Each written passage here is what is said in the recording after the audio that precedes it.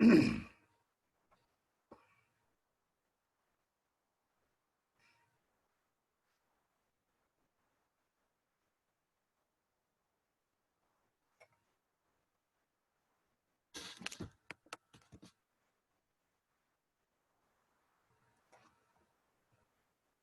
Lisa. Long time no see. Hi, Jerry. How are you? Good.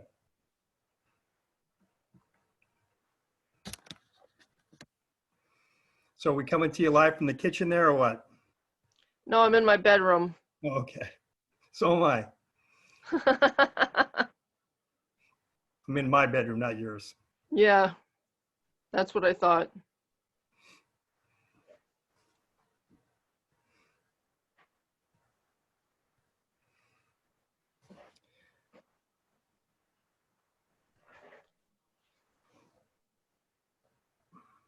We got two of us on.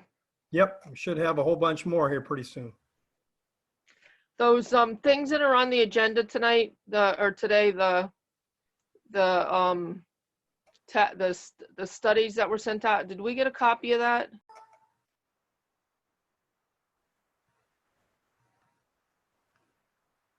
There you go, Larry. Now we can see you.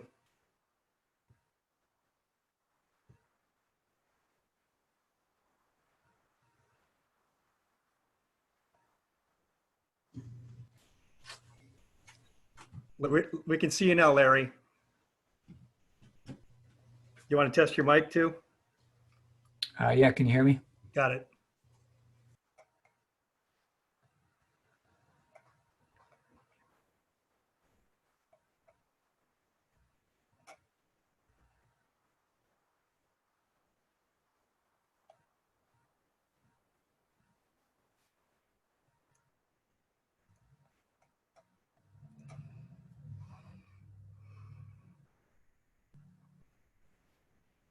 I'll tell you now, but you'll hear it again from me that this meeting is being live streamed and it's also being recorded. So just so you're aware.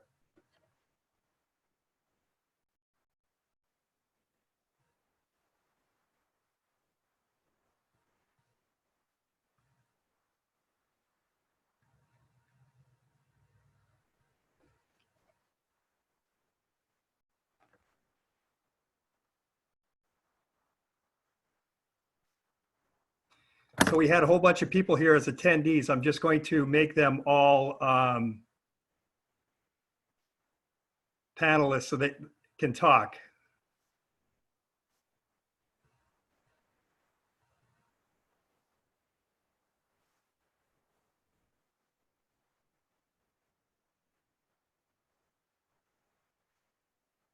That's where everybody was.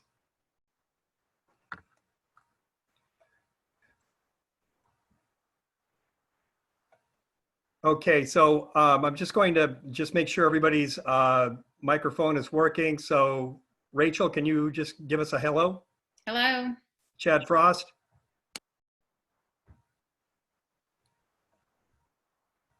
Try it again, Chad. How about now? Gotcha. All right. Mark Romano? Yep, hello. Rich? Hello. Gotcha. Counselor Heed?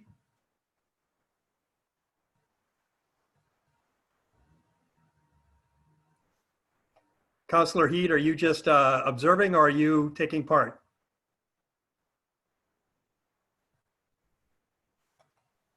Okay, Frank Narosky?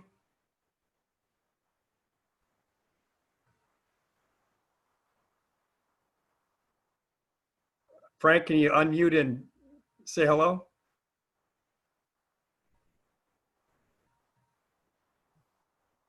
Still can't hear you, Frank.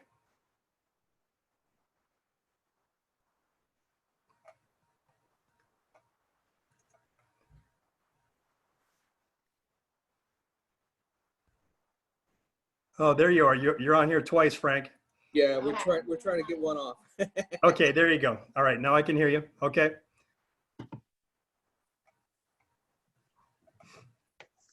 All right, so it is 5:05, so we're going to go ahead and get going. For right now, I'm hitting the mute all button.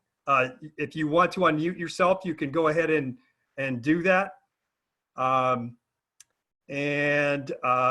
Again, just out of informational purposes, this meeting is being live streamed and it is being recorded. So everything that you put in the chat and whatnot, that will become a part of the record as well. And I will try to monitor that, but from here on, I think Mr. Narosky, I think I'm going to hand it over to you, and you can go ahead and run the meeting, and I'll try to keep up. Does everybody have a copy of the agenda? There were really only 2 items on it under new business. Okay. All right, so I'm going to go ahead and turn it over to Frank. Go ahead. Can you hear me? Oh, there I am. Okay. So we've done the roll call. Are we good? Can you hear me? Yes, I can hear you. Oh, I'm sorry, because I couldn't hear anything for a second No, at we're all. all muted. Oh, okay. Oh, okay. So we've done the roll call, and now the approval of the minutes from our last meeting. Jerry? So normally what would happen here, everybody should have received the minutes by email. And if I guess what we would do, Frank, is somebody would make a motion to approve, somebody else would second, we would discuss it and make any changes at that time, and then vote on them. And assuming Okay. everything is in order, then we'll formalize the minutes from the last meeting. Okay. Motion to approve the minutes from last meeting? I make a motion to approve the minutes. I second it.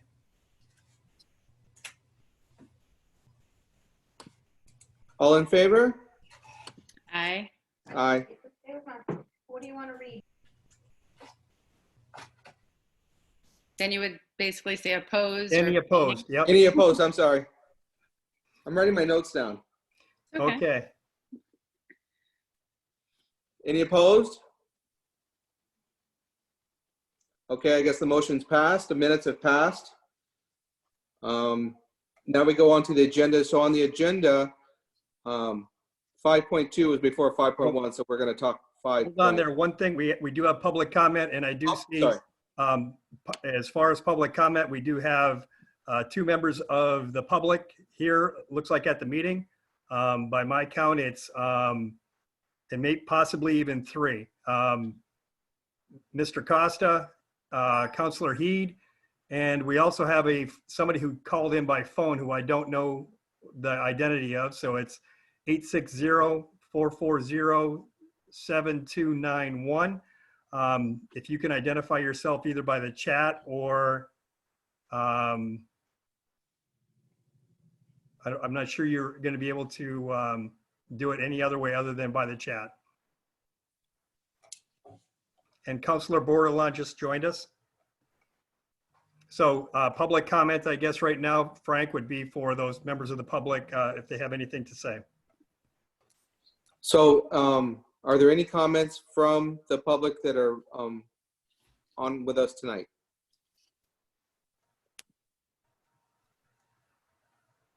No, nothing? Okay. So now we can move on to our agenda. So when it came out, just so you know, they were just reversed, 5.1 and 5.2. So we'll talk 5.1, which is deciding what we need to decide is we hired the Kenton Frost company to do some, the town, to do some history. And they've done many surveys and done the legwork. So I think the last couple meetings, we've kind of chatted around things that we think we need. But my thought is if we started with the information that they provided to us, and they've set it up by, you know, rectangular fields, small, large, baseball fields, etc. And maybe what we can do is say, okay, we have the baseball fields, and I believe it says that we need one, but the question is, So that's a kind of what they're doing in analytics. The people on this committee, I believe, are a lot of the, I'll call them the players on those fields and the organizers of the field. So if we can ask Chad, give him information on what he used, which we kind of know, but the question that I would have is from the experts on the panel is the one additional field going to be enough and cover what we need for the future? And we can maybe start with a sport. We'll start with the baseball field just because I recognized it, and decide using what he's done analytically and what we think we should go from there. If it's a +1 and we're good with that, then that's great. If we think it should be more or less than that, we should decide that as a group. Any comments? Now, I can't, on my screen, I can only see Jerry, just so that you know. So I'm going to have I'm sure it's me. I don't think it's you, Jerry. Trust me. There may be a setting here. Up on top, I think there's you might see on your screen that there's a speaker view, and you can change that to a gallery view, or there's one that has a whole bunch of thumbnails. You can see everybody, I believe. Oh, I see a participants. Oh, sorry. Top right. Oh, I see the names of panelists. I don't physically see them, but maybe I can do that. I'm sorry. A little bit in the black part of your screen, Frank. Should be something up in the top right-hand corner of the black part of your screen where it says speaker view or full screen. If you click on the speaker view, you should be able to see a gallery view and see everybody. Yeah, I see participants. I'm sorry. It would be in the black part of your screen. Yeah. Oh, hey, there I am. Hey, sorry. Okay. So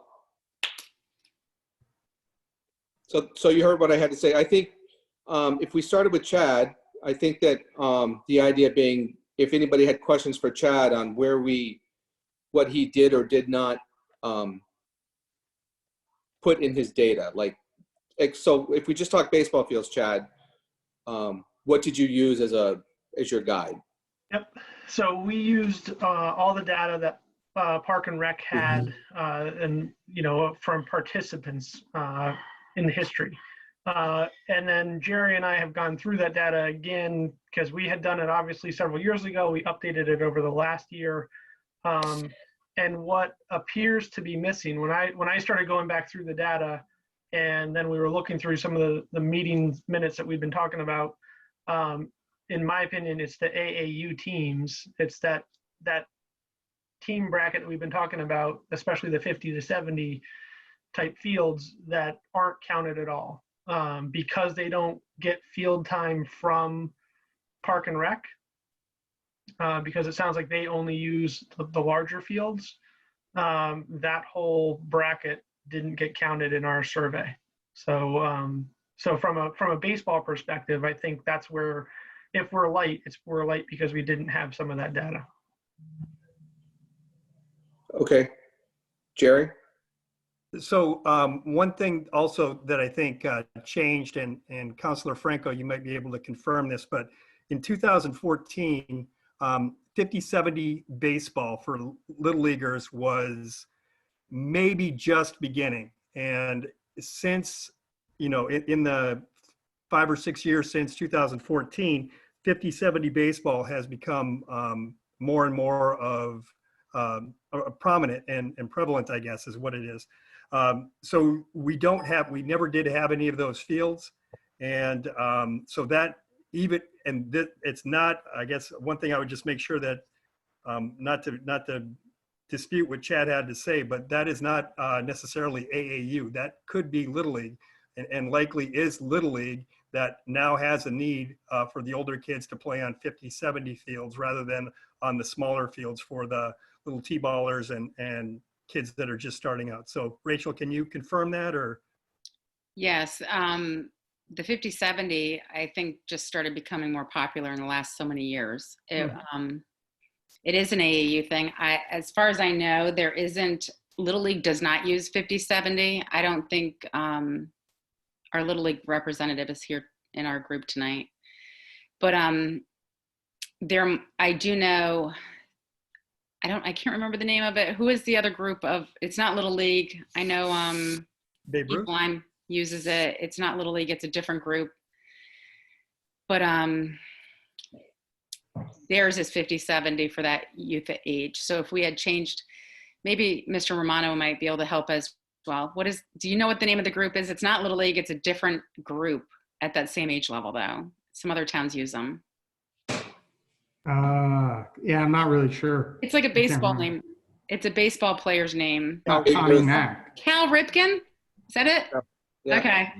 So they use 50/70s. So I don't know if that's ever going to come to our area, but it's new. And I agree that that's probably why it wasn't in that last study. So, Rachel, do you know the participants? Because that's really what we need to know is how many participants, because it sounds like there's at least one team or maybe two teams now at that kind of age group and field size. And so what we really need to do is get that participant count so we can get it into the study and then update the field quantities. Right. Because I know of it. There's a few of them. I don't know exactly how many participants there are. I might be able to get that information. I have to ask and go get back to you on the exact That's information. fine. Yeah, I mean, I think that's probably our outstanding data that we didn't have. If we Right. get that participation in, and ideally a couple years worth of data so we can see if there's a trend, if it's going up or going down a little bit. And then we can put that into the spreadsheet because in my opinion, when we look back through it, I think it was Mark and Jerry and I were kind of talking about some stuff, and that's when I noticed that the teams that we had been discussing here, they weren't prevalent in our spreadsheet. And so that we needed to get them added in, and that'll definitely increase, I think, the ball field number. There's two other things that I wanted to bring up when it came to the to baseball. I don't know if this is the right opportunity or not, but there's also the Mystic Schooners, and they're currently up at Fitch.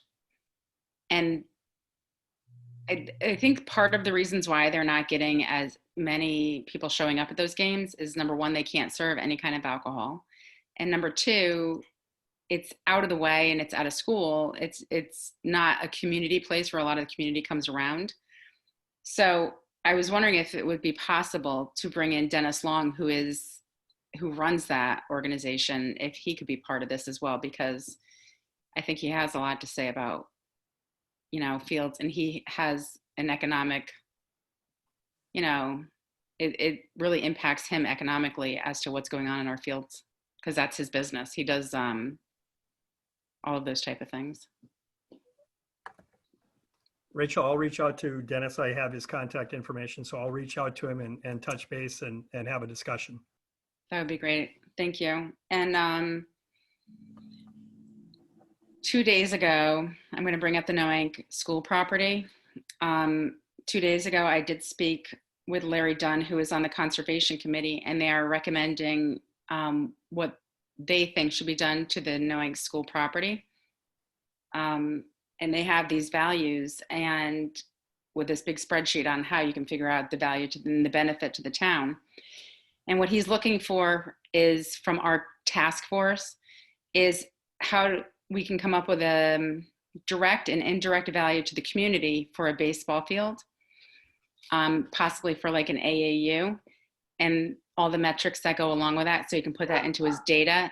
So this, when he presents to the town council, he can have all of that.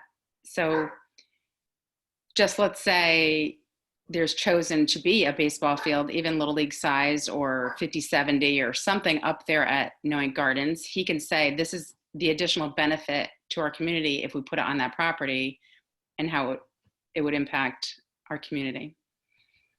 So I wanted to throw that out there as well for baseball. And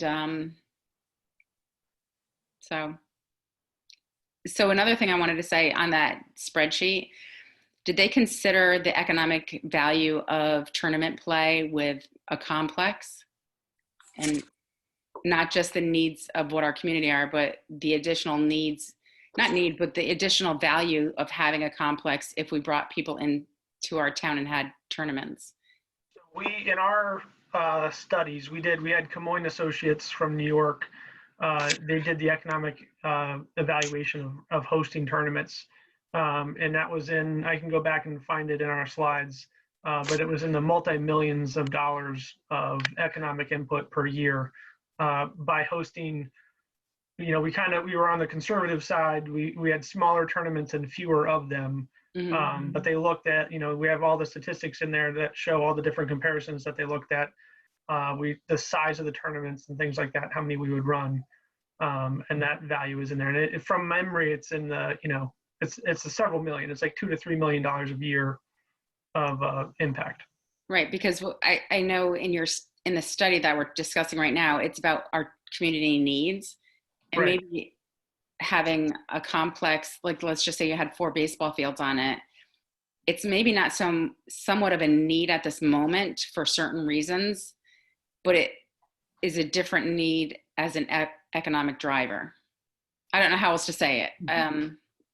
Because it's not like we have this many teams and this is why we need the complex. It's maybe we have this many teams and it might suffice for 2 more fields. But if we made 4 more fields, the economic driver that would bring into our community, I don't know how else to say it. Yeah, no, I think we could, I think we look at that. I think first we look at what's the basic need, right? And if especially with baseball, when you can fit 4 together nicely, if you need 4, then that kind of answers the question. If we need less than that, then I think we, depending on land and availability and all that sort of stuff, we can easily do the evaluation to say, if we built 2 or 3, if all we need is 1, you're not going to host a tournament with 1 field in 1 location. But if you had multiple fields, then yes, we could easily throw that in there and say, this would be the expenditure, X millions of dollars to build extra fields.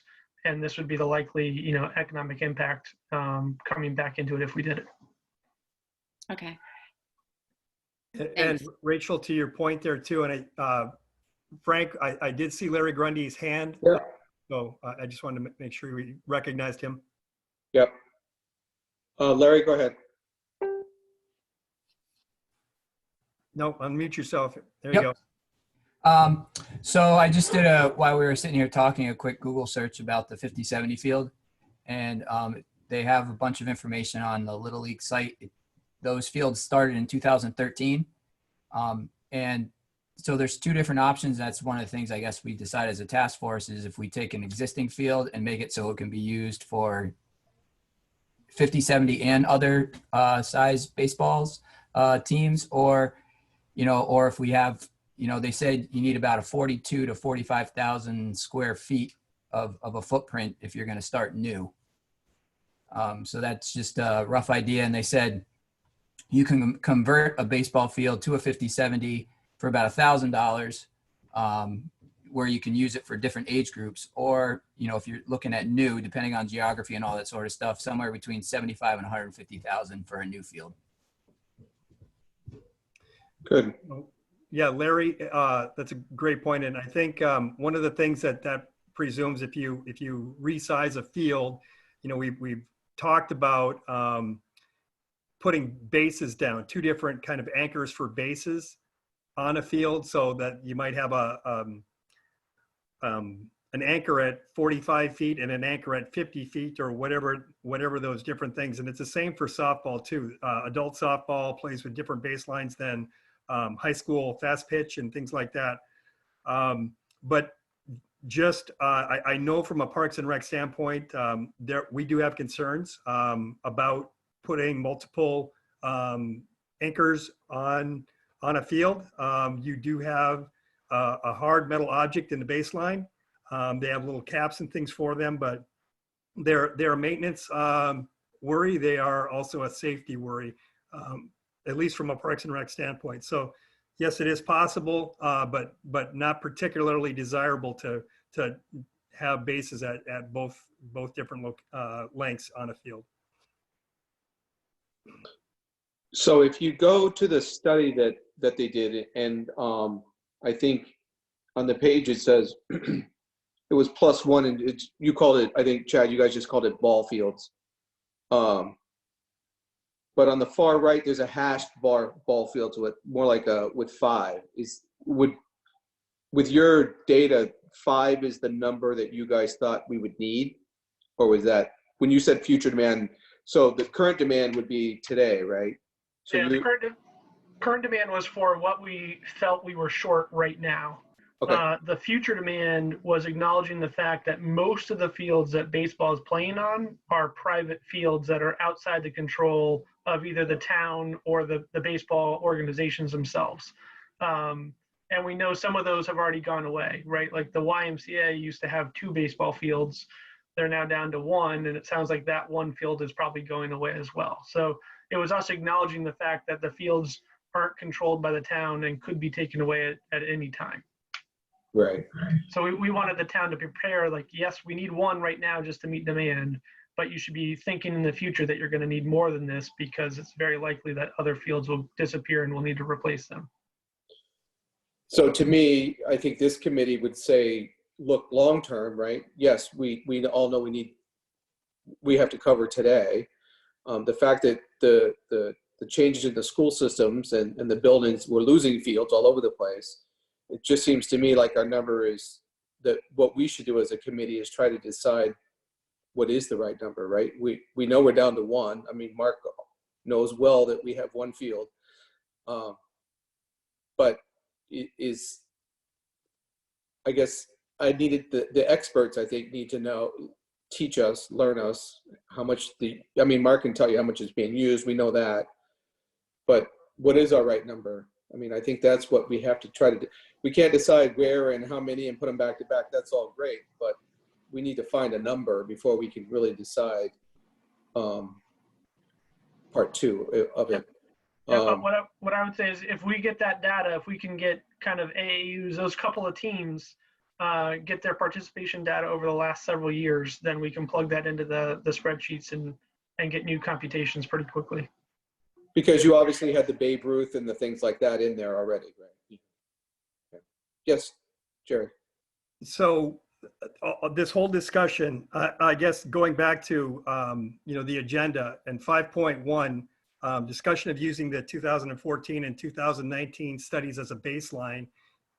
It sounds like we're doing that, but I really think that this is something that we need committee members to kind of either agree with or not agree with. That, if as we're determining need in the town, are these studies that have been done, do we all agree that that is just kind of the baseline, and then we're going to tweak from there? Or is there some kind of a desire to question the methodology or the conclusions or whatever, and kind of start from scratch, I guess? So either we kind of start from those 2 studies, or we start from scratch. And I think that's an important question for this to, the group to answer. And if it, the discussion so far, it seems like that's what people are thinking, but I don't want to, assume that, and I don't want to, get too far down the road when somebody else might have a different idea of how we're going to get to the right answer. Mark, go ahead. So I put together I think you guys got it, a sheet, and since we're talking about baseball, I'll just stick to that, of the high school facility and all the teams that are using it. So right now, currently, we have obviously 3 teams at the high school level, the freshman, JV, and varsity. You have the Mystic Schooners. You have 2 AAU teams. So right now, what's that, 6 teams using it. Yeah. During the springtime is primarily, the high school with 3 teams. Right now, we're down a field in town. So really it's 3 teams on 1 field. Along with that, the 2 AAU teams that are using it. So you're looking at 5 teams using 1 facility right now for the spring. And then once you roll into the summer, the high school goes away, but the AAU still stay, and then you have the Schooners thrown into it. So it sounds like at any given time, it's usually 3 teams using 1 facility. At least from, I would say, March, or actually, excuse me, could be 5 teams during the spring and then 3 during the summer. But that's from March to August. And then even beyond a little bit, so. So that's kind of in regard to baseball, where we're at with that one facility. And then once you get into the fall season, 2 of the AAU teams still use it, along with the field hockey team sharing the facility as well. So that basically that baseball field is being used from, we'll call it March 1st all the way to October, November. 6-7 days a week. So Mark, I think all of that information, I think most of that information, at least from my understanding, is in the study. So, and again, just going back, do we agree that the study is the baseline? And I think we can tweak it from there. The fact that, lacrosse is using it, or field hockey is using it rather, in the fall and stuff like that, are things that we can, adjust those numbers just based on what the data tells us. But I really think to stick to the agenda, to make this determination on, are we following this data, or are we coming up with a ad hoc way of doing this, or some other different way? Councilor Bordelon, you had your hand up? Yes, thank you. I know Mr. Frost so nicely did the presentation for the council with the study and had all the slideshows. Has everyone seen this study, or does everyone have a copy of it first that's been reviewed? And I just want to make sure I have all the pieces. The parts that I've read were the stuff that was given from the meeting. Is there any more that I should be in tune with from that? Any other pieces of that? Chad, the presentation that you provided night 1, right?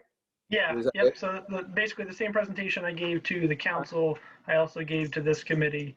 Okay. And it should have been disseminated digitally to both groups as well. What I would say, do you have everything? Yes, you should have everything that's been presented. There's obviously background data and stuff like that we have in giant spreadsheets that I'm more than willing to share, but they look very confusing unless I need to sit down and kind of show you how to go through it all. But the data, the conclusions are all there. Okay, all right. Just want to make sure I'm basing my decision off of what has been presented fully. Thank you. Yep. Councilor Franco? So I think it would be best to stay with the study that we have and just make sure that it's updated to all the current numbers and go from there. And then if we have some additional information that could be added to it, like say the complex for economic drivers could be added in the end result. So like Mr. Romano had said, what teams are up at the high school playing for AAU? So I know that the CT Clippers had 3 teams last year. I believe the Land Sharks have 1 team, and they may by now have 2, I'm not positive. And then you have the Schooners as well. And then, and I think I'm not sure if this Schooners junior team, I mean, they have the big team that plays up at the high school, but then they also have a junior team.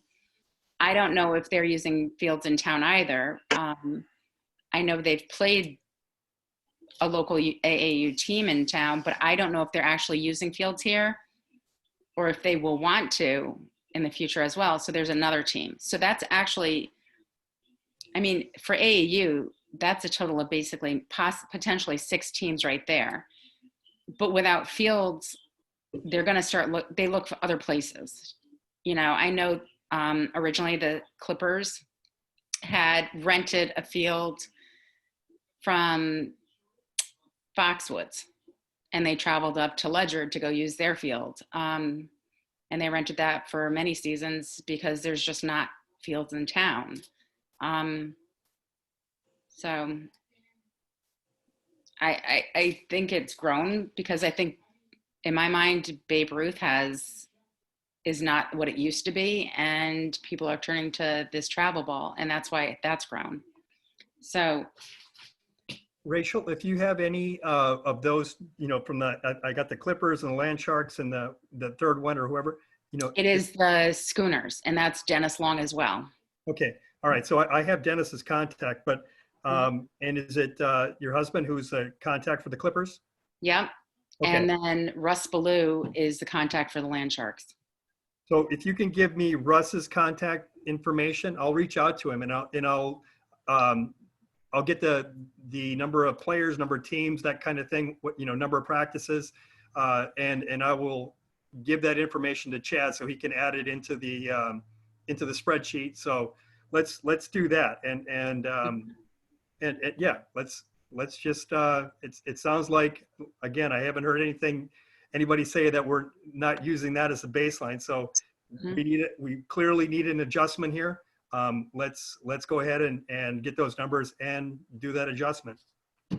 And I can give you, I think on that sheet that I provided, I think I put the practices and all that on there. Yeah.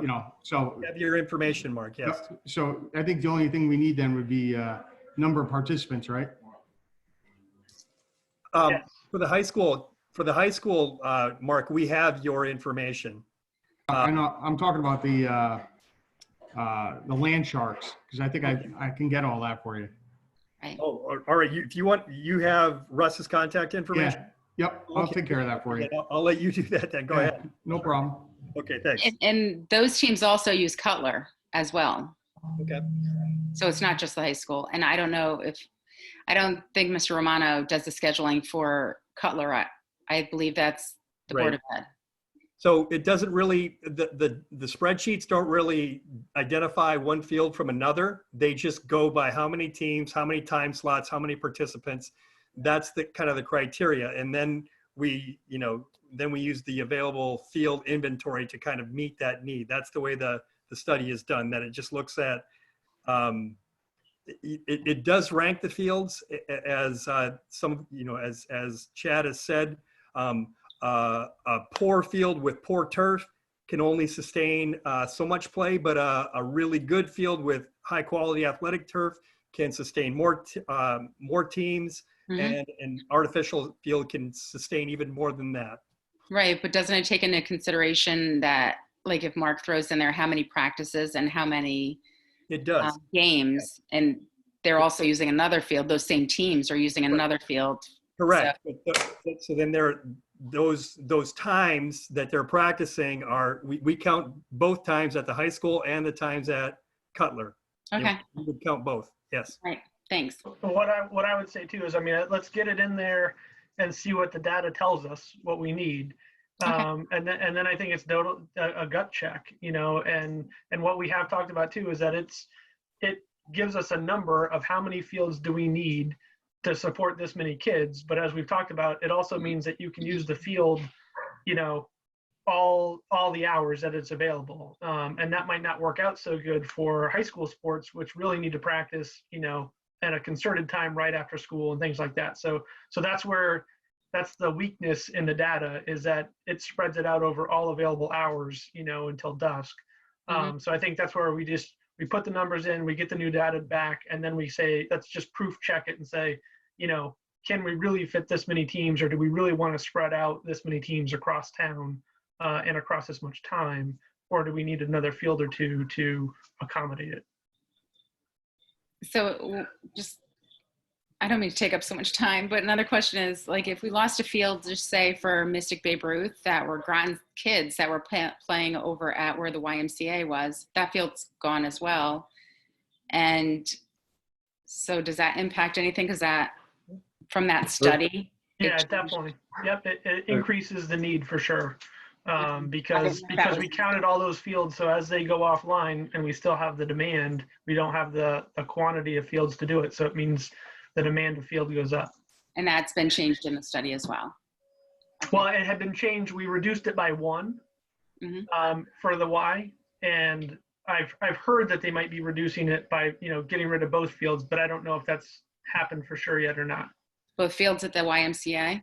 Yes. Yes, the Little League field is gone, and the big field is no longer being used either. Okay, so then we can update that too, because we had it down to 1, but now we can take it down to 0, and that'll have an impact also. Okay, thank you. Yep. And I don't remember the map from last, from the elementary schools. Do they end up with any fields? I know that you're losing one for now, right? The Cutler field. Does that come back? I just don't remember. Both of the elementary schools had ball fields on them, but I believe, if you're playing baseball, obviously you want a grass infield. So, a ball field is not necessarily a ball field. It could be a softball field or a baseball field, and all of those things have kind of different base lengths and different infields and things like Right. that. But yeah, I think I would say there are softball fields going in at both of the. No. Rachel, you got it. Go ahead. West Side will have another softball field. They're losing a softball field. They will get another softball field. Cutler is losing a softball field and a regular size baseball field, and they will be getting a baseball size field, Okay. regulation size. But they will not be putting in another softball field. Okay. So that's So- a loss of the softball field. So you would end up with, as it stands today, you would end up with essentially 2 full-size baseball fields for the town. No, one softball. No, And I'm one- counting the high school. I'm sorry. I counted the high school too. I'm Oh, sorry. okay. Yeah, 1 and 1. I got you. So So they're adding a softball field at the new middle school, right? Or no? Yes, that will be a softball field there. okay, because me not thinking about it, we have to put that as part of quote baseball fields as well, right? I mean that's part of they have the same issue. Just on a side note, I drove up to the Fitch parking lot and looked over into the middle school to see what it looks like. And they got the big giant like soccer field, general field, whatever it is huge. And it's amazing. So if you haven't seen it, so for the soccer people, you should drive up and take a look at it. So I know the curbing is all in. Is the turf down yet? I haven't seen the turf, but Okay. there's fencing Yeah, and curbing and the fencing went in. I just hadn't seen the turf yet. right. But it's a very large area. It's going to be impressive. Fields take up a lot of space. It does, but Yeah. just when I saw it, I was very impressed. So just as a side note, so if you haven't seen it, it's in the parking lot where you could just go walk up to it and you can look over and check it out. So we have some actions from that, I guess. So we have to determine from these outside agencies what their use, where are they at, right? Before we can determine as a group.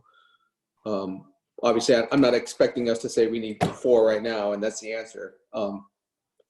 We need to find some data on how much usage they have. I mean, Mark has a lot of it. It sounds like between the people here, we can get that data.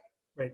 Pump it into Chad's sheet, update it if you would, and then come up with that answer, and then see if where that makes sense. Have we done the same thing again? Back to the softball fields, same idea.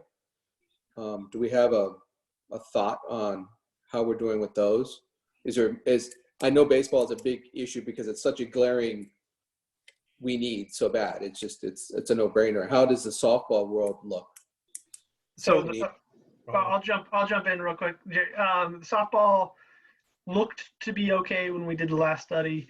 Again, what I would question is there an AAU component, the equivalent of the Clippers or the Land Sharks on softball side that I don't know about? Because if there is, then they have not been counted either, because we got all of our data kind of high school sports and all the youth sports, but the AAU, the travel teams, didn't get in that count.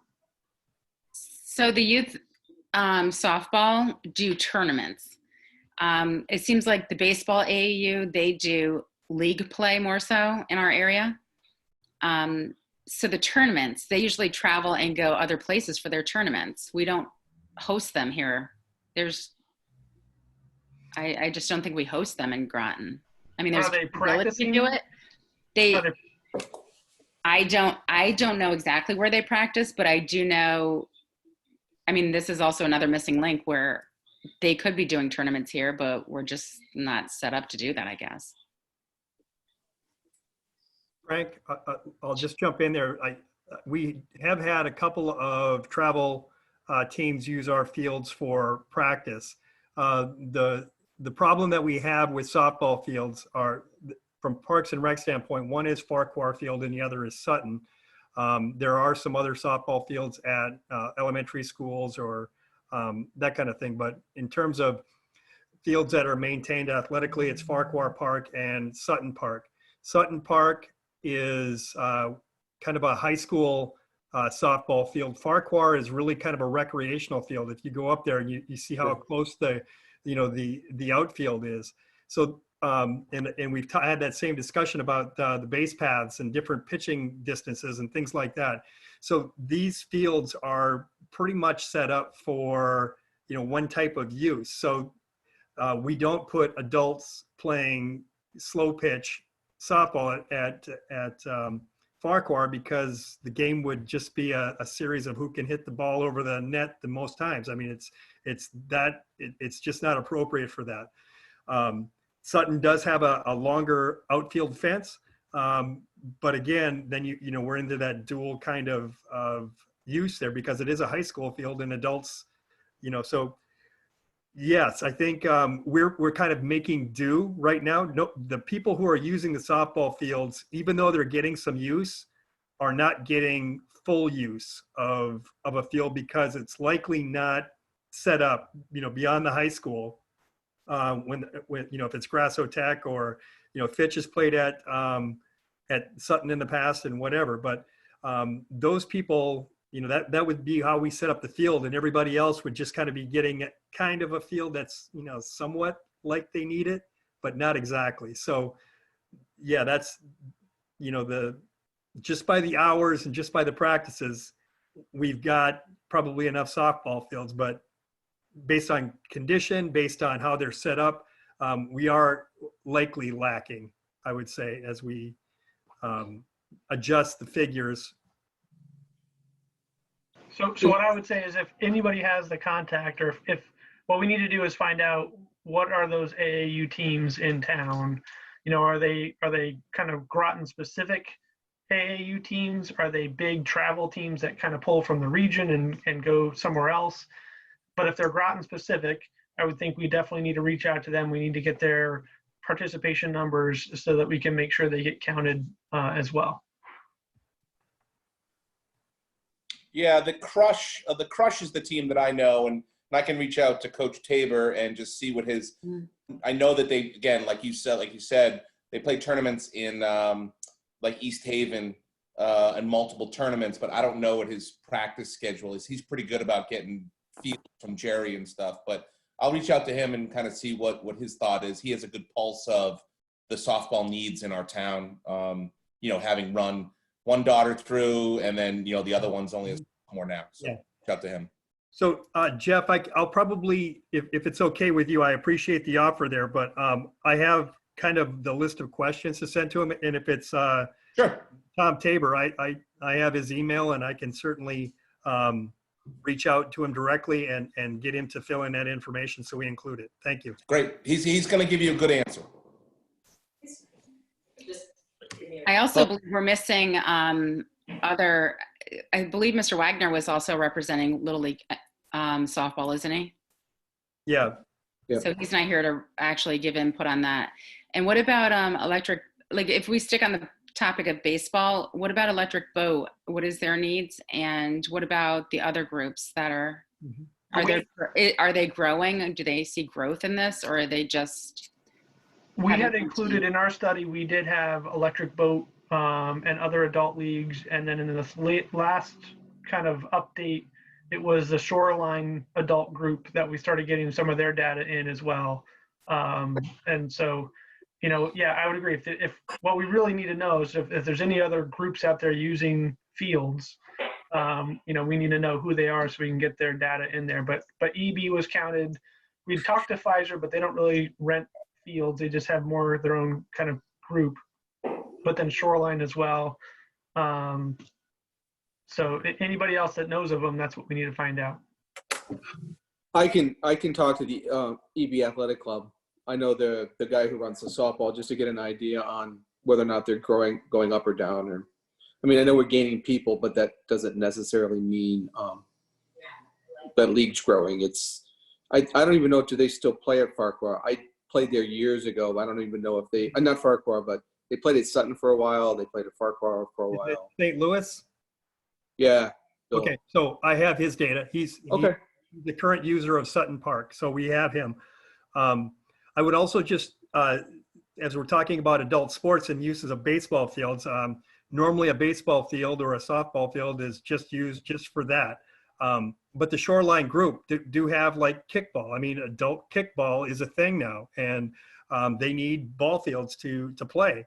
And all of our ball fields that we have are kind of used for kids playing ball. And there is an additional demand out there that, and Chad, this would be something that is not in the study, that these adult, a kickball league or some other type of league is not in the study, nor is cricket, or there are other sports out there that need fields that we have not traditionally included. So yes, we definitely need to take those into account as well. So those types of things need to come into our final, into Chad reports. So in our final, we need X. We can put all those together. Yeah, it sounds like a lot, Frank, and we've just talked in this discussion here. I've got about 10 teams here listed on my little note that I'm trying to keep up with. But yeah, I think if anybody, if you come across anybody on this committee, comes across anybody in the community who's representing a team or a league or something like that, if you could have them call me, just because I would love to verify that we have their information. And if we don't, we can, it takes, just a little bit of time to ask several questions and get that data and for me to get it over to Chad so he can include it. Good. Go ahead, Larry. So Russ Ballou was my son's Little League coach. And so I just reached out to him real quick. He has 2 Land Shark teams currently, and between Fitch and Cutler, they use the fields between 5 and 6 times per week. And they have 24 to 25 players. Okay. Counselor Bordelon? Is that on each team or on combined, the 20 to 25? Combined. Combined, okay. So I had a quick question, because I don't have the study in front of me right now. And I apologize, I don't remember everything from the study verbatim right this second, but are the city fields being counted in this study? They are. Okay. Yes. And so you're counting like the Yukon Avery Point using the fields as well, right? Okay. Well, we didn't put Yukon Avery Point into our field demand. The city controls those fields, but we recognize that some of our teams, some of the Groton teams actually played at Washington Park. So, those fields were counted in the study as kind of a small percentage. It was, a baseball field at Washington Park is not a full field. And it looks like, Chad, you've unmuted, so you can explain that further. Yeah, I'll jump in. So we don't accommodate like the Yukon players for Washington. The way we accomplish it in the study, though, is basically by lessening the amount that field is available to Groton players, right? If it's not in our control, either the town or Park and Rec or athletics, then we basically just bump that score down on the field. So like we kind of talked about Pequannock Plains, it's in good condition and it's fully available to programming by Park and Rec or athletics. That gets the full value of a 1. Washington Park, and I kind of going from memory, I think it was down at about at a half level, at about a 0.5, because we don't have control over programming it. So other teams like Yukon can come in and play, or other groups that are outside of town can rent it, or adult leagues can use it that aren't part of the youth organizations of Groton. So that's how we kind of, because we didn't figure out everything that they might rent it to. Right. We just lessened the amount that it's available to Groton residents. My other question is the study, does it also encompass the facility usage as well, the lack of restrooms and handicap accessibility? That's also in the study for all the fields, or just for certain sections, or? So I'm going to say it's kind of in the study. Yeah. So we the original study, the Park and Rec master plan that we had done, now several years ago, looked at every single, it looked like water fountains, trash cans, every kind of amenity you could have in an athletic facility. When we did this needs assessment, it looked at the field condition itself and kind of the amenities you need, bathrooms and stuff like that. ADA, we didn't get into the full ADA accessibility and stuff like that on all the fields. It was really more about, is the field in good enough condition to use, and how much can we use it during the course of a day, and does it have all the sport amenities that it should have? Right. I just think it's important to keep that in the mind when we think about rebuilding or resurfacing or repurposing, that I would hate to do something to a field that we're not looking, like I said, looking at the big picture. Really, I mean, a lot of these fields that are up and operational that are lacking amenities, and that's a lot of the reasons why we don't get the travel or the tournaments, because we don't have the proper amenities to support these types of venues. Like our high school field is a disaster. The field there and the amenities are not ADA compliant and safe or comfortable for use. So, I mean, I went to see a tennis match up there and all they have is an outhouse. Or if you go, like the school wasn't even open. I mean, so we just lack, not just in the fields, but the amenities that go with the fields is important. So. Totally Now, agree. is that something that we would want to, when we go forward with the amount of fields that we would recommend, in this case, baseball, would you take into a fact that a baseball, would you want to not have your teams playing at Washington Park in a quote perfect world? I mean, would you say, I'll take away the half a field from Washington Park and add it to what we want to recommend, so that I don't have to get bumped by Avery Point and I don't have to get bumped by whoever else the city decides they're going to have an event and you can't use the field on that Saturday? So is that part of what you want to roll into your final number to pull them away from that? I'm just What I would asking. say is that's a committee decision. Right. Like right now that's the same thing with the Y fields over in Stonington. We threw every field that Groton teams play on into the mix because we felt it was the best.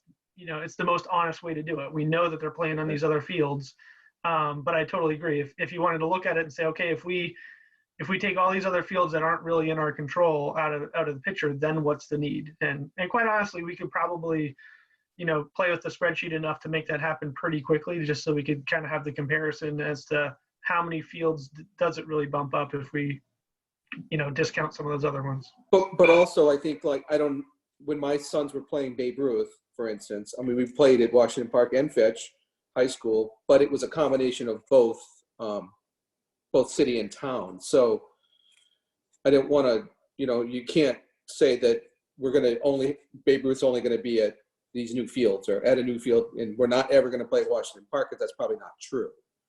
But I was just thinking, how do you get yourself away from the baseball team, the Fitch baseball team, being turned away from Avery Point because all of a sudden they had a rain out and they need to use the field? Well, what I can say is, let's get that additional new data. We can put it in the spreadsheet, and then by the next meeting, we can kind of go through line by line by each field and every location, and we can all, I can go through it in a lot of detail, and then we can figure out, do we keep this field in, or do we get rid of this field, or do we bump a score up or bump a score down? If you disagree with our assessments, or think we should update them, right? Because some of those assessments are now a couple years old. So, so then we can go line by line, and that'll have an impact on the overall number as well. Right. I agree. Because you're getting good information from people outside of what your original, it's funny, it was done a year or two ago and it's just totally blown up. It's amazing how much it changes and how many things are added and taken away, obviously. So I like that idea as well of going through that study and really kind of seeing it, really pulling it apart field by field.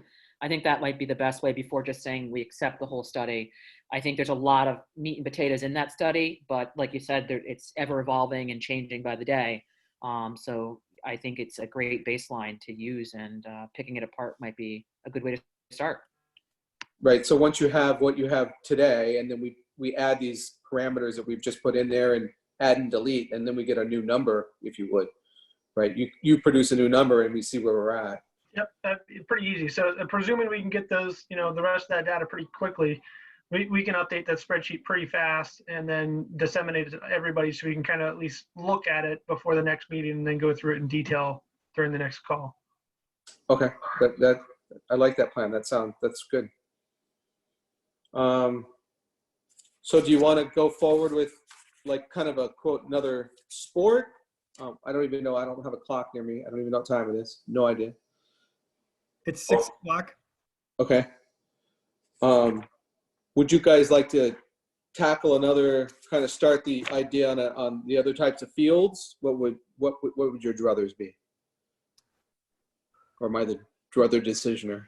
One of the things that I might suggest, since they're sport specific, but going back to what Councilor Franco said earlier, about what's the economic impact of these fields. Part of what this committee is going to have to decide after, once we get these numbers is do we have a desire as a community to be a place that is attractive for people from other communities to come and participate in Groton? If that is an important piece, if not just meeting the needs of the people who are playing our own little town teams against other town teams or whatever, if we're looking to attract people to come into our community for economic development purposes or for recruitment of the next wave of employees at Electric Boat, or all of those things, we need to, traditionally I would say Groton has looked at field space from a youth sports context, and economic development and making the community attractive to the next generation of workers at EB hasn't been a factor that we've really considered. And if we, it's almost like we need to kind of say how far does the committee think we need to go? Do we even jump into the economic development part of it? Or do we just kind of let that go and say that that's a bridge too far for us? Or do we want to start providing for more services for people, young adults, or, other sports that have never been around like cricket, or, Councilor Zapiri jokingly said, polo, back in the day or whatever. I mean, but the fact is there are other sports and other uses of athletic fields in the town that we have not, entertained in the past. Councilor Bordelon? Yeah, I think that's a great, thought. And for me personally, I think it starts with your high school. It starts with making sure all your teams at your high school have the adequate fields to do what they need to do, and then they're up to date. Like the track is surfaced so that you can run track meets. The throwing area of for the throwers, right down to them, the javelin area, that field sometimes need to be resurfaced, and it was outdated for many years. So I think for me personally, and I can't speak for everybody else, but when I look at other towns where I think they got the concept right, I see it start in the middle schools and the high schools and the elementary fields all being well maintained, up to par. You go there, it starts there, and then the trickle effect happens for all the outside leagues in the town. So for me, I'm all for putting all the fields in. Let's do them all. But I do think we need to have the standards set at the high school level at minimum first, and expand outward from there. And that's where I see the biggest desire. When a family comes in and a young family moves into town, you look at the community as a whole, but you also look at the school. And I think it's important to have the rec side of things up to date, as well as the high school side. And our high school side now does not meet the needs of the high school and the community that it reflects and the students that it reflects. I mean, our fields are, even in the study, you talk about the quality. When you look at the number, we say, how many more fields do we need? Let's look at how many more we need, not only the need, but the ones that are in use right now are at high level need. I mean, they should even be being used. A football team is using a football field that's not adequate for concussion protocol for falls, but yet we have nothing else. So our need is so massive and great that where do we start and where do we begin and where do we end? I think once we get the speed moving and people interested and people fired up about this, I think it's endless, but it's getting things going in that direction. But yes, I think the economic aspect is very important, because when young people decide to live here, they look for quality, entertainment and rec and in good school fields. So. Councilor Franco? I think our task force is to get the whole big picture of everything we need in our town. And then with the potential of going out to a referendum and asking the town what they want and if they're willing to pay for it. Because, I mean, if you just expect the town council to pass all this money to pay for this, I think it's going to be piecemealed and it's going to take so many years. So I think this is going to have to be a big project and probably have to go out to referendum, and our community is going to have to choose this. Because I will tell you right now, when it comes down to even the CIPs, the capital improvement projects that come before the town council, it is very difficult to choose between them. And a lot of times sports does end up at the bottom because a bridge sometimes is more important than a football field. These are just the hard decisions that have to be made, and it's hard. So I'm just telling you, at least from the seat I sit in. So my picture in my mind, and I don't know how everybody else feels, is it should be a big picture thing.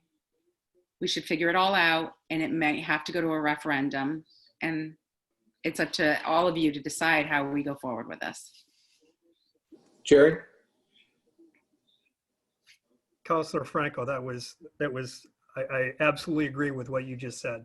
And just so everybody kind of gets the point, if we had, say, the need for 5 fields in town, and, Larry, you just looked it up, there's, a couple $100,000 per field, or maybe even depending on what kind of a field and what kind of amenities are there, a new stadium field at the high school, $1 million or $2 million or something like that. We're talking about a series of projects that would be in the millions of dollars. And Rachel is right to expect that any budget season that we're going to go through, and Parks and Rec or schools are going to go in front and say, this year we want to build this field and next year we want to build that field. It just is not going to work that way. The council gets elected every 2 years. Every 2 years we'll have different priorities. Doing it piecemeal is probably we'll just end up with more of what we've been going through these last 20 years. So if we can come up with an answer and bring it to a referendum and have all of those people who are affected by, softball players, lacrosse players, soccer players, whoever, all, if it affects them and they say yes to it, and we're willing to bond it and go to referendum and build all of these, in a relatively shorter amount of time, I think that's at least from a Parks and Rec standpoint, I would say that's very desirable, rather than going year after year for whatever scrap we could get through the budget process. Councilor Bordelon, go ahead.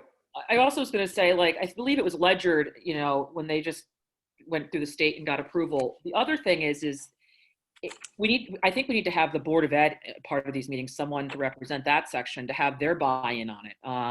So that, there are grants and things that can be asked for. Let's just say, I'm throwing out there that we wanted to improve the baseball field at the high school with field hockey and extension and redo our whole thing.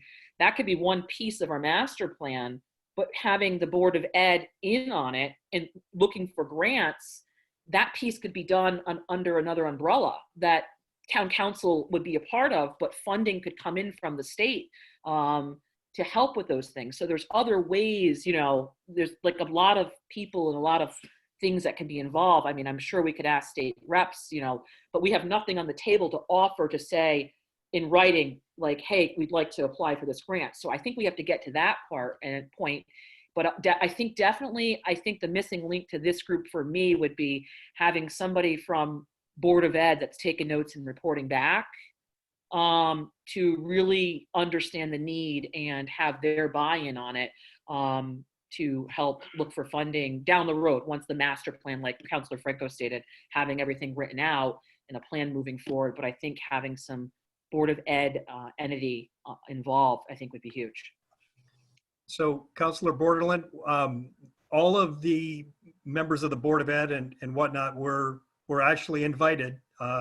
So if somebody wants to go out and has somebody they think on the Board of Ed whose arm might be ripe for twisting, I would say, that I would absolutely agree with what you just said there. So whichever board member that is, if we could get somebody to sit in on this group, that would be fabulous. Thank you. And until then, we have Mr. Romano for a short period of time. I know that's another sad topic. I don't want to talk about that right now. I might start crying. So. A lot of tears in my house already. We won't go there right now. Nah, thanks, guys. Appreciate it. My son is crushed. So that's a good question. So, and you guys will have to make me smarter. When this plan comes together, how is it that, what is that next level? Do we pick an avenue to go down as a group, or is that already picked for us? I'm asking because, go ahead, Jerry. I think, I don't know that it's appropriate for us to pick that. We might have some personal thoughts on that, but yeah, once we determine this need and we come up with the number of fields that we need, it's going to be, and we're going to probably assign some type of a dollar figure. And when we go to the council and the RTM and present the findings of this thing, it's at that point, when things go to a referendum, there's a process to go to referendum. The town council may say, yeah, we think rather than addressing this in the capital improvement program, that we want to do it, through a referendum, and then they start that process, and it goes, to the RTM and then to the voters, and all that. Right. Kind of thing. But otherwise, it, if it doesn't go to referendum, then the only other option that we kind of have is really the CIP program, and that would be piecemeal as much as we could get through every year, and hoping that future councilors and future representative town meetings continue to agree with it and continue to fund it, to get there over time. Like I say, that's probably that's a much harder road going that way. Now, do you feel is that what we're doing today? Is that what we've done for the last 20 years? Yes. 15 years? Yeah. Yes. And this is why we are where we are. Yes. Got it. Well, it's not maybe the reason, but it is certainly one. Understood. Right. Councilor, go ahead. I think it's the divide between, from my experience just growing up here, and people might have their own opinion as well or agree or disagree, but between Parks and Rec and the Board of Ed and the town, like the Board of Ed's their own entity, their own money management. And I mean, I don't know. It seems like there's like a gap there. And I was hoping from this task group that once we finalize what we think our need is, that we then go and present to the Board of Ed. Like, I mean, if they're not going to come to us, and we go to them and keep pushing, you know what I mean? And get it in the paper, like get an article out there stating, task, we should even maybe get one out soon saying a task group has been formed by the town council, who's heading it, what we're doing, we're looking for input. Put it in the paper and get, people to buy in, because I'm telling you, the pressure from the community, when you say we don't have enough baseball fields and we don't have this, and you get that in writing, it wakes people up, and it's going to put the pressure the other way. And that's what I'm hoping. We got to get people to buy in here. So even just getting somebody, if someone wants to get the paper involved, I think would be a help. Just to let them know that some people might not even know we exist. Right. I mean, anyway, it's tough. Thank you. Jerry, anything? Anyone else? Councilor Franco? Are we going to have a topic for our next meeting? This one was baseball, so is next week going to be something else, or are we going to continue through baseball after we crunch the numbers? Or Well, I think another that, field? right. Yeah, I think that if we can get Chad the information I think that we can continue down that path of the baseball fields with the new information that we've had that we're going to try to put together the next couple of weeks, and see if we're to the point where we think we can discuss it now and come up with a thought or a number, if you would. I would be all for continuing this discussion with the new numbers and see how it comes out. So we'll stick with baseball, crunch the numbers, come back, discuss the numbers, and then move to the next Yeah, topic. that sounds right. That sounds like a good plan. I mean, If everybody agrees with that. So I'll update all the numbers. It'll be for all sports and all fields. And then I say if we want to start with baseball, because that was already on our topic, we start there, work our way through. And if we come to quick solutions, then great, we keep moving through. And if we needs a couple more meetings to go to the other field types, and that's what we do. And maybe if we're still on some baseball, maybe we invite Mr. Ballou and Mr. Long, and even if they're just guests who might be able to contribute for those meetings, I think that would be the best. And whoever else may have to do with baseball, instead of just us trying to figure it out ourselves, why don't we invite those parties to represent themselves? And not like they have to be in every meeting of ours, but maybe when it comes to soccer, whoever the other players are involved, we invite them instead of having that one representative. I mean, it's just a thought, because sometimes we're spinning our wheels trying to figure out, I don't know what, Mr. Ballou has on, for his teams and how many players and so just a thought that when we come to those topics, we invite players, at least get their emails so they can be invited and see if they want to participate. Yeah, I agree totally. They are the subject matter experts right now. I mean, they're living it every day. What do you think about it, Jerry? I think the only concern I have with that is that we just kind of go back to square one. So I think if they can provide the data, raw data, that's the starting point. And I would want them to kind of maybe answer specific questions rather than, I really don't, our first couple meetings with this task force even, have kind of been, a litany of everything that's wrong. And I don't know that, that's productive. I'd rather make sure that we're focused on the data and focused on what things the data doesn't account for that we have to adjust. And if we can do that with these folks being here in the room, I'm all for it. If we kind of step back and start hearing the litany of, how they've been wronged over the last 15 years, I'm not as interested in that. I agree. Okay. Yeah, so we have we'll get their contact information. I'll have their emails and we'll send them out and we'll put the invite for them, if there's information that they can add that are going to add to this discussion and we can get to that,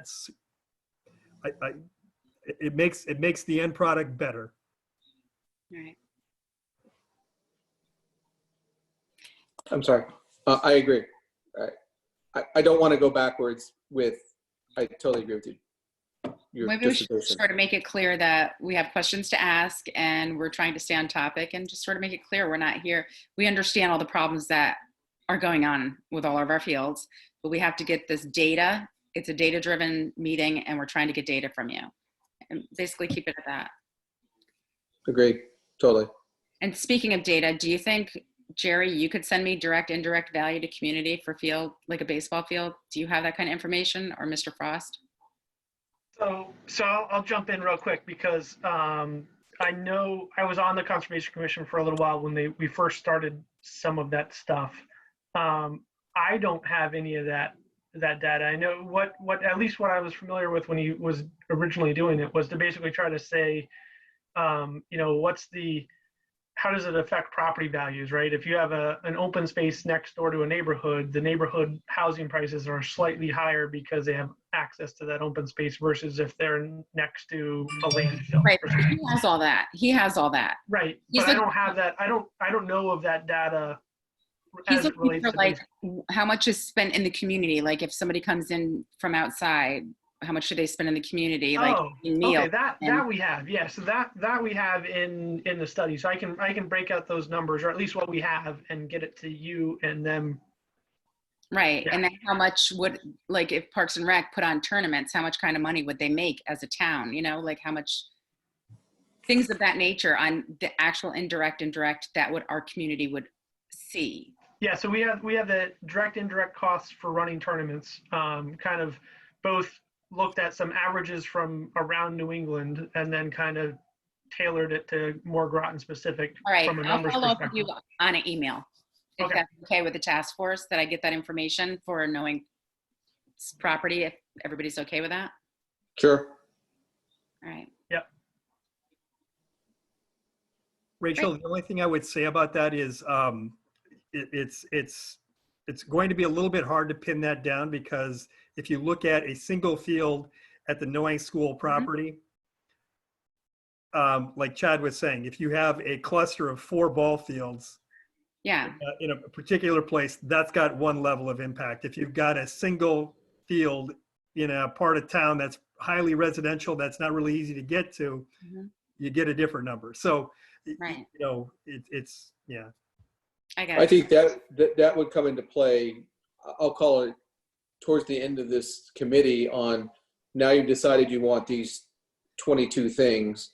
Not only do you know what you want, but you know kind of where you would like to put them to help that cause, right? Put 4 baseball fields on top of Cloudchester Field, and now you can run a tournament all day long, right? You know, versus Jerry has plans for that field. And it's not baseball. But anyway, okay. So I think on our next meeting, we will try to crunch the numbers from what we gather the next couple of weeks. We'll have invited a couple of the, at least we'll send invitations to emails to the experts in the baseball community. I don't know if you want to do the softball type people. I don't know if it's as much of a need to have them, but and then we'll go through that at our next meeting. We'll see where we stand after we put that data into the existing data that's out there and update it, if you would. And we'll talk about where we are and see how much farther we can get. Anything else for this evening? Are we discussion? We all good right now? I would just point out, I apologize. The reason that we didn't hold this meeting as scheduled on the 3rd Thursday was my fault. I had a miscommunication with the town manager's office and setting up these Zoom meetings and things like that. So that's, but the next meeting is scheduled for Thursday, May 21st, 5 o'clock. So I am committed to making that happen on time and as planned. And I will also say that I wasn't bright enough to know that he needed 24 hours notice for agendas. Just so confused. Oh my God. But now I know. See, I'm smarter now than I was a week ago. So yes, and then to end the meeting then, Frank, we kind of go through that whole process of somebody makes a motion, somebody seconds, and then you discuss and vote, and then you ask questions. And okay, so just to let me know, our next meeting is on the 21st at 5 o'clock.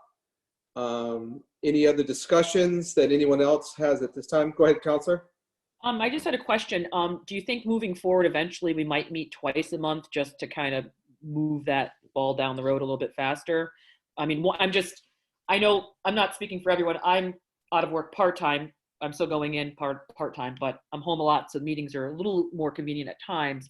I'm just wondering, because a whole month seems like so much time. I don't want to say it's lost, because it's not, but is there a possibility to, at the beginning, since we're doing a lot of data collecting, maybe to hold these twice a month perhaps? Or I'm just thinking outside the box. No, I think we talked about that in the beginning, and if we as a group would like to do that, I would be all for it. I think this time we'll set this meeting, and I know that Chad has a bunch of data to collect from all of it, from those folks. But I think at our next meeting we talk about that, and maybe we can do that. I'm totally fine with that personally. Well, thank you. I believe we set our once a month meeting to have a regular task force meeting, and the other ones will be special meetings that are added to our calendar. Right. So let me see, I mean, what I'd add is depending on how quickly we get that data back in, if we get it quickly, we can crunch it quickly. I'll email it out as soon as we have it done. And so if it's, 2 weeks before the next scheduled meeting, maybe we can schedule a special meeting and keep going instead of waiting for the full month. Okay, that sounds like a great plan. Okay, any other discussion points? So I guess we do motion to adjourn. I'll make a motion to adjourn. Second? Seconded. Any discussion? No, all in favor. All in favor? Aye. Aye. Opposed? No opposed. No opposed? Any abstentions? Any abstentions? You're killing You're me. gonna get this. You're gonna get it soon. We're gonna be I'm writing professional. notes. They do this all day long, every day, Frank, so I know. don't let them give you a hard time. I have nothing. That's okay. All right. Okay, I guess we're adjourned. Thank you very much. Thanks, Thanks, everybody. Have a great day. Thank you, everyone. Bye-bye. Yep.